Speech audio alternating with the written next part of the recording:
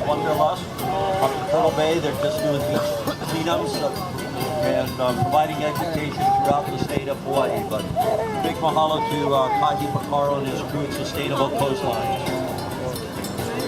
So we got a score in for our last rider in orange, Shane Dorian, now in with a 17. A 17.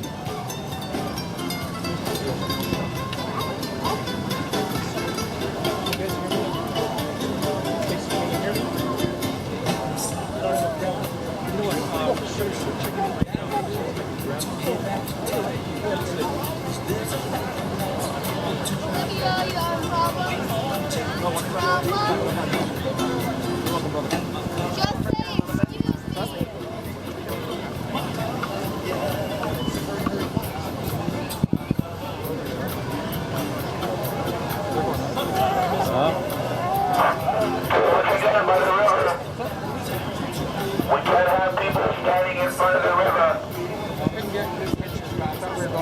Let's get those kids out of there.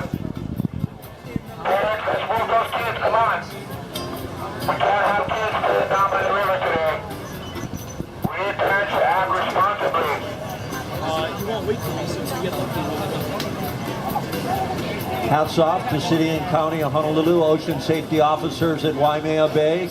They've had a busy winter. How about a big round of applause for our City and County lifeguards today at the Bay?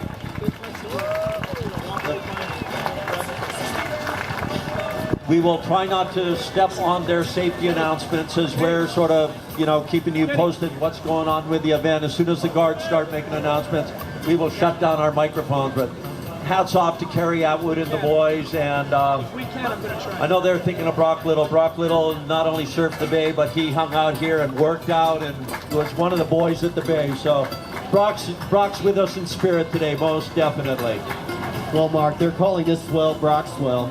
Very fitting. He was runner-up in 1990 to Keone Downing here at the Eddy.